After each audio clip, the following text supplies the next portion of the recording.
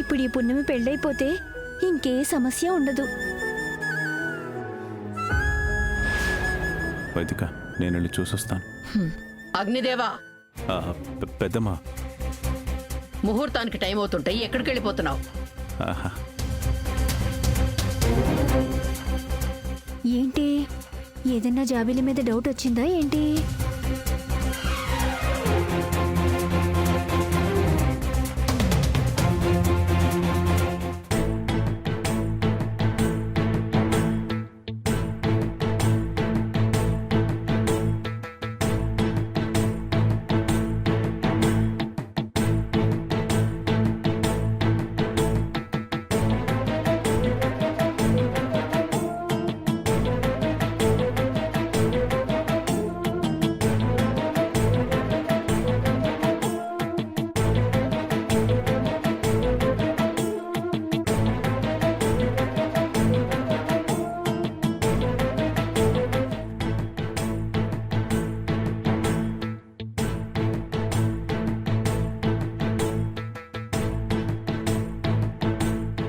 క్షమించండి వకీల్ సాబ్, ఇది మిమ్మల్ని మోసం చేయాలని ఇలా చేయట్లేదు.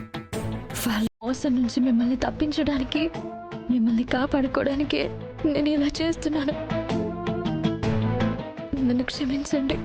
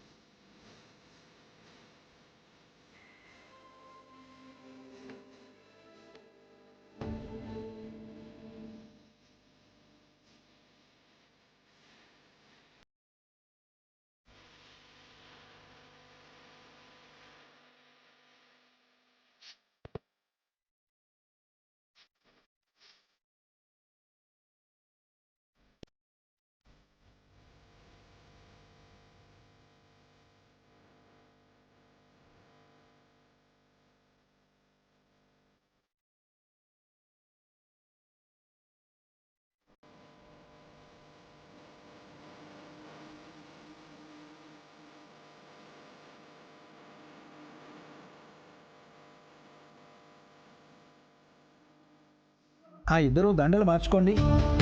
ఓం శాంతాకారం భుజగశయనం పద్మనాభం సురేశం విశ్వాకారం గగన సదృశం మేఘవర్ణం శుభాంగం లక్ష్మీకాంతం కమలనయనం యోగిధ్యానగమ్యం వందే విష్ణుం భవభయహరం సర్వలోకైకనాథం మేఘశ్యామం పీతకౌశలం.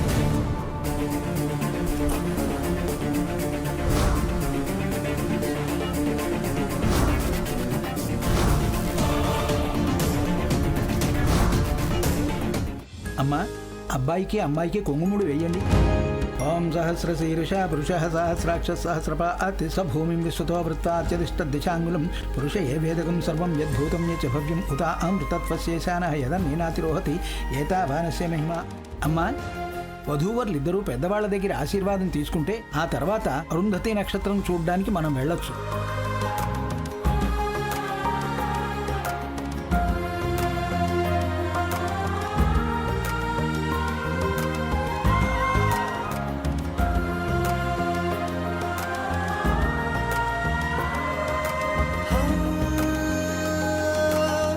జాబిలి, పృథ్వీ, అత్తయ్య గారి కాళ్ళకి బావగారి కాళ్ళకి నమస్కారం చేసి ఆశీర్వాదం తీసుకోండి. ఇప్పుడే పెళ్లి చేసుకుని కొత్త జీవితంలోకి అడుగు పెట్టబోతున్నారు. నా ఆశీర్వాదం ఎందుకులే జాబిల్లి, మీ అత్తయ్య మావయ్యల దగ్గర ఆశీర్వాదం తీసుకోండి. మీ ఆశీర్వాదం లేకుండా ఈ పెళ్లి జరగలేదు రాజమాత. మా జీవితానికి మీ ఆశీర్వాదం కావాలి. నిండు నూరెళ్ళు పిల్లా పాపలతో చల్లగా ఉండండి. శివదేవా, నువ్వు కూడా దీవించు. అమ్మా, చల్లగా ఉండు, ఇద్దరు హాయిగా ఉండండి. పెళ్లిళ్ళు స్వర్గంలో నిర్ణయించబడతాయంటారు. మీ పెళ్లి కూడా అలాగే నిర్ణయించబడి ఉంటుంది. అందుకే చిన్నప్పటి నుంచి అందరూ అనుకుంటున్నట్టుగానే అలాగే జరిగింది. సంతోషం, చాలా సంతోషం. అమ్మా జాబిల్లి, మీ అత్తయ్య మావిల దగ్గర ఆశీర్వాదం తీసుకోండి.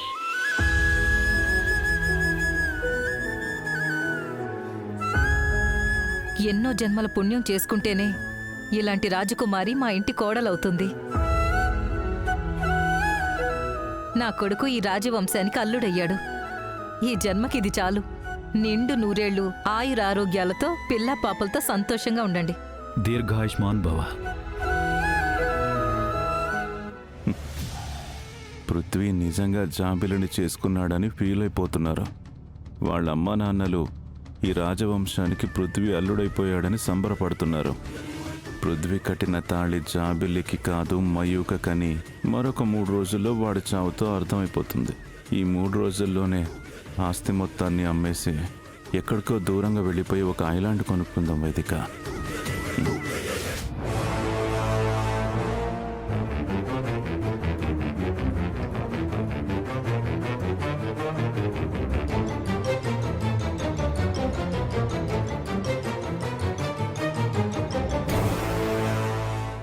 అమ్మా జాబిల్లి, నువ్వు వాళ్ళ కడుపున పుట్టకపోయినా అంతకంటే నేను దగ్గరకు తీసుకొని నీ కళ్యాణం వైభవంగా జరిపించారు.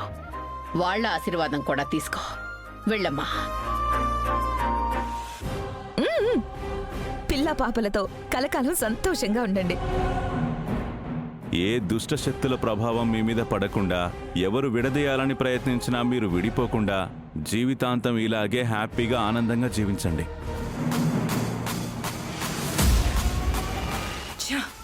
ఆ పున్నమి పెళ్లిని ఆపేసుంటుంది.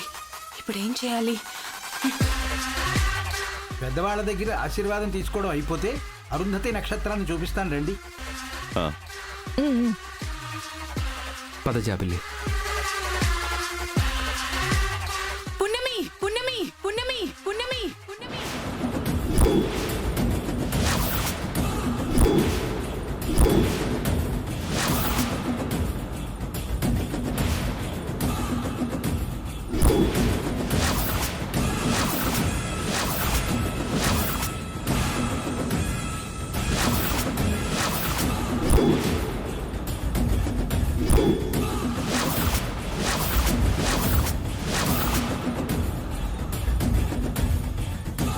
భగవంతుడా, ఏంటి ఇలా జరిగిపోయింది?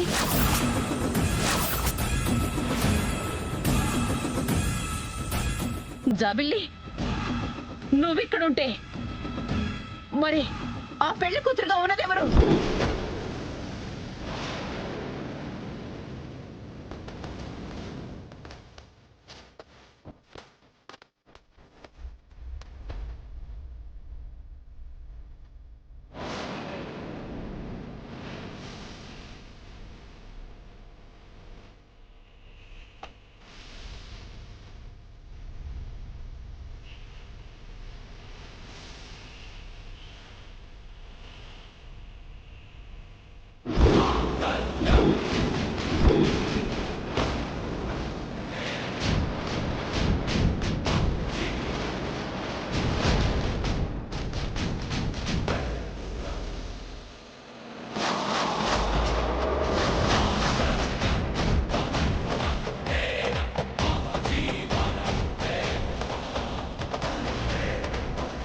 అమ్మో అమ్మో అమ్మో, నేను చెప్తూనే ఉన్నాను, అయినా నా మాట ఎవ్వరు వినలేదు.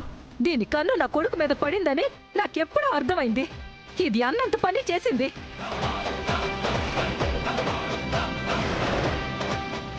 అందరి కళ్ళు కప్పి తాళి కట్టించుకుంది. ఈ పెళ్లి చెల్లదు. దీన్ని నా కోడలుగా స్వీకరించను.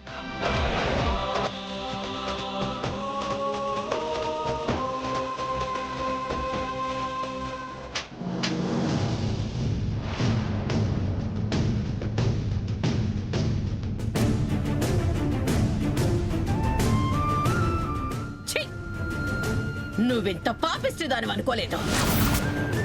అసలు జాబిల్లి నీకేం అన్యాయం చేసిందని నువ్విలా చేశావు?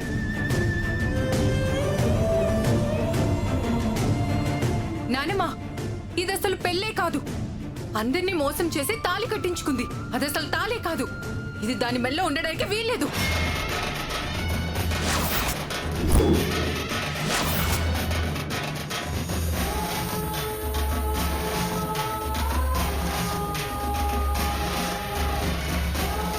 నా మెడలో కట్టాల్సిన తాళిని నీ మెడలో కట్టించుకున్నావు. ఈ తాళి తయారు చేసిన కంసాలి దగ్గర నుంచి తాళి కట్టిన పృథ్వీ వరకు అందరికీ ఇది నా కోసమనే తెలుసు. సడన్ గా నువ్వు వచ్చి కట్టించుకుంటే నీ తాళైపోతుందా? మర్యాదగా నా తాళి నాకివ్వు. తాళి ఎవరు తయారు చేశారు, ఎవరు కట్టారు అనేది ఎంత ముఖ్యమో, ఎవరి మెడలో కట్టారు అనేది కూడా అంతే ముఖ్యం. నువ్వంటున్నట్టు నేను దొంగతనంగా తాళిని కట్టించుకున్నాను. కానీ పంచభూతాల సాక్షిగా పచ్చని మండపంలో వేద మంత్రాలతో కట్టించుకున్న ఈ పవిత్రమైన తాళి జోలికొస్తే నేను ఊరుకోను.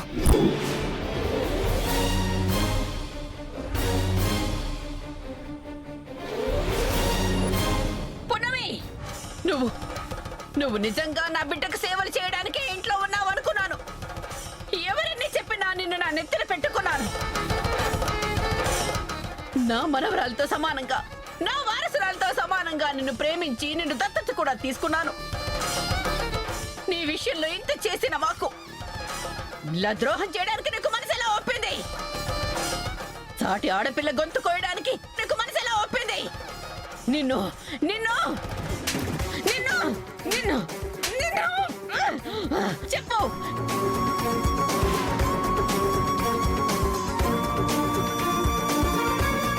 ఎందుకు చేసావు? ఎందుకంత అన్యాయం చేసావు? శివదేవా,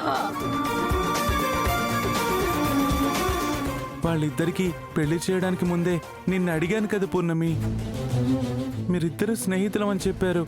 కాదు, ప్రేమించుకున్నావా అని చెప్పుంటే అప్పుడే మాట్లాడి పెళ్లి చేసేవాళ్ళం కదా.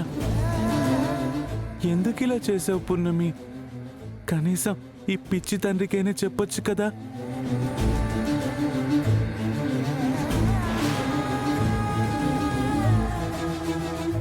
నీ గురించి ఈ క్షణం వరకు ఉన్న అభిప్రాయాలన్నీ అందరిలోనూ చెరిపేశావు పూర్ణమి.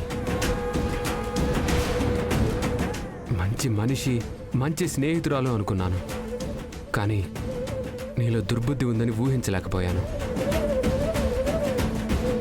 నా ప్రేమని గెలిపించడంలో నాకు తోడుంటానని మాటిచ్చావు.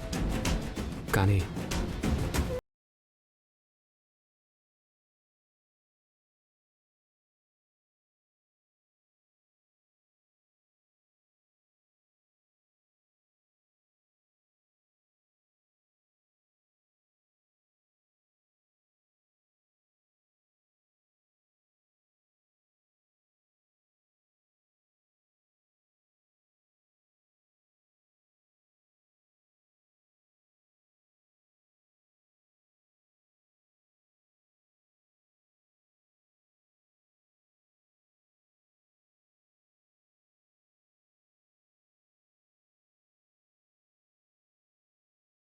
చచ్చిన శవం లెక్కుంటాను. ఈ క్రెడిట్ అంతా నీదే పున్నమి. ఇప్పటి వరకు పున్నమి పేరు విన్నా, పున్నమిని చూసినా ఒక ప్యూరిటీ అనిపించేది. ఇక మీదట ఆ పేరు వింటే ద్రోహమే గుర్తొస్తుంది. మొదటిసారి నేను చూడాలన్నా, నీ పేరు పలకాలన్నా అసహ్యంగా అనిపిస్తుంది.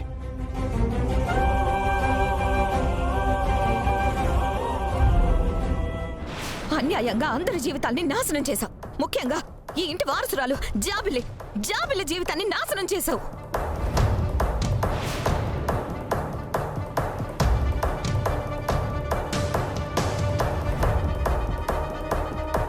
ఇంత చేసి నువ్వు ఇంకా నా కొడుకు పక్కన ఉండడానికి వీల్లేదు. ఈ ఇంట్లో ఉండడానికి అంతకన్నా వీల్లేదు. పదవే.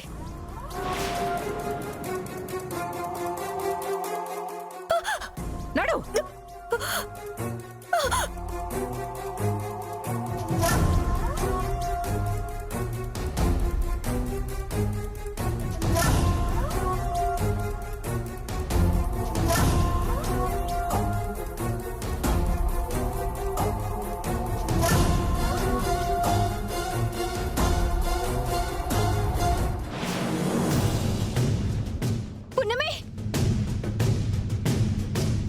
పున్నమి,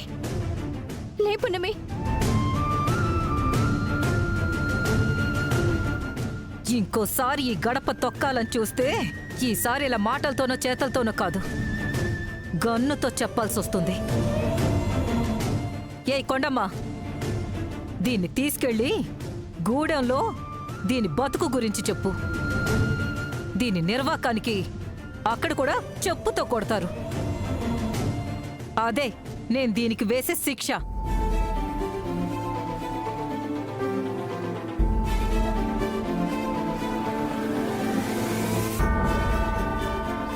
పున్నమి, నువ్వు చేసిన పనిలో అందరూ మోసాన్నే చూస్తున్నారు. కానీ నువ్వు చేసిన సాయం తెలిసిన రోజున అందరూ నిన్నెత్తుక్కుంటూ వస్తారు. పద వెళ్దాం. పద పున్నమి, పద వెళ్దాం.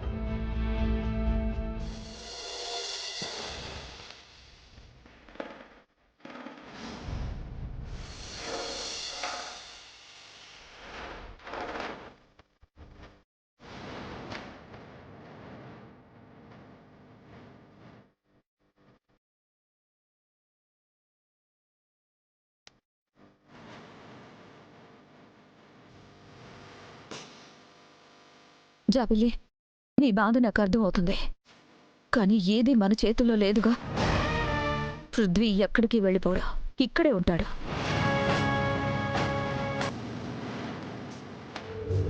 పృథ్వీ, జరిగింది తలుచుకుని నువ్వు బాధపడుతూ ఉంటే అందరికీ ఇబ్బందిగానే ఉంటుంది. నువ్వే అందరికీ ధైర్యం చెప్పాలి. పున్నమి అలా చేస్తుందని కల్లో కూడా అనుకోలేదు నాన్న. తను అలా చేయకుండా ఉండాల్సిందే. జీవితంలో నాకు ఒక మంచి స్నేహితురాలు ఉంది అనుకున్నాను, కానీ జీవితాంతం ఒక ద్రోహిలానే మిగిలిపోయింది. ఇటు తనే జీవితం అనుకున్న జాబిలిని కూడా బాధ పెడుతున్నాను. చూడండి మహాదేవి గారు, పున్నమి అలాంటిది కాదు ఇలాంటిది కాదని నెత్తిని పెట్టుకున్నారు. దత్తత తీసుకుని వారసురాలు హోదా ఇచ్చారు. అయినా కృతజ్ఞత లేకుండా మీ నిజమైన వారసురాలి గొంతు కోసింది, నా బిడ్డకి అన్యాయం చేసింది. పున్నమిని చేరదీసి నెత్తిని పెట్టుకోవడం వల్లే ఇప్పుడు వీళ్ళిద్దరికి అన్యాయం జరిగింది. ఇప్పుడు వీళ్ళిద్దరికి మీరే న్యాయం చేయాలి. పున్నమి ఇంటి కోసం ఏం చేసిందని నాతో పాటు ఇక్కడున్న అందరికీ తెలుసు. అలాంటి పున్నమిని నేను చేరదీయడం తప్పు కాదు. ఈ విషయంలో కూడా పున్నమి ఎందుకు ఇలా చేసిందో నాకిప్పటికీ అర్థం కావడం లేదు. మనమేమనుకున్నా బంధుగణం ముందు పృథ్వీ పున్నమి మెడలో తాళి కట్టాడు. వాళ్ళిద్దరికీ పెళ్ళైపోయింది.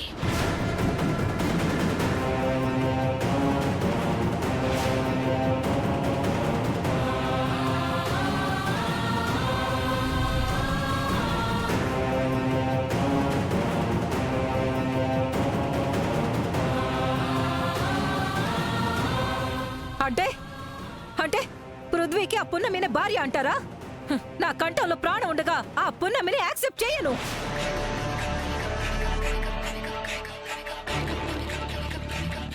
అత్తయ్య, పెళ్ళనేది ఇద్దరి పరస్పర అంగీకారంతో జరగాలి. ఇక్కడ అలా జరగలేదు. పైగా మన జాబిలిని కొట్టి గదిలో బంధించేలా చేసిందంటే ఖచ్చితంగా పున్నమికి జాబిల్లి మీద ఇంకేదో కోపం ఉంది. ఆ కోపంతోనే జాబిలికి పృథ్వీ దక్కకూడదని ఇలా చేసింది. అంతేగాని పృథ్వీని మనస్ఫూర్తిగా ఇష్టపడి మాత్రం ఇలా చేయలేదత్తయ్య. ఇప్పటికీ మించిపోయింది లేదు మహాదేవి గారు. పృథ్వీకి జాబిలికి పెళ్లి చేద్దాం. అమ్మా, నాకు ఆల్రెడీ పున్నమితో పెళ్లి జరిగిపోయింది. జాబిలిని ప్రాణంగా ప్రేమించిన మాట వాస్తవం, తననే ఊహించుకొని బ్రతికిన మాట వాస్తవం. కానీ జాబిలిని రెండో భార్యగా స్వీకరించలేను, రెండో పెళ్లి చేసుకోలేను. ఆ విషయం గురించి ఎవరూ నాతో మాట్లాడకండి. పృథ్వీ, పృథ్వీ! అత్తయ్య గారు, లక్ష్మి గారు చెప్పినట్టు పృథ్వీకి జాబిలికి పెళ్లి చేద్దాం. అవును మహాదేవి గారు, పృథ్వీని నేను ఒప్పిస్తాను. పృథ్వీ నిర్ణయం విన్న తర్వాత కూడా మీరిలా మాట్లాడడం పద్ధతి కాదు. ఎవరు అవునన్నా కాదన్నా పున్నమి పృథ్వీలు భార్యాభర్తలు. భార్యాభర్తల్ని విడదీయాలనుకోవడం మహాపాపం, చట్టరీత్యా నేరం. ఆ విషయం మనకు తెలియకపోయినా పిల్లలు చదువుకున్నారు కాబట్టి వాళ్ళు అర్థం చేసుకుంటారు. ఈ విషయాన్ని ఇంతటితో వదిలేయండి.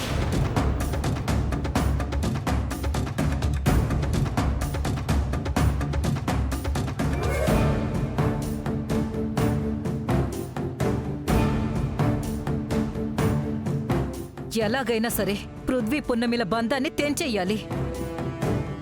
పృథ్వీ జాబిలిల బంధాన్ని ముడివేయాలి. అవసరమైతే ఒప్పించి చేద్దాం. ఒప్పుకోకపోతే పున్నమి చేసినట్టే చేద్దాం. ఎలాగైనా పృథ్వీ జాబిలిల పెళ్లి జరిపించాలి. నా కూతురు మయూక జీవితాన్ని నాశనం చేసిన దాన్ని ఊరికే వదిలిపెట్టను.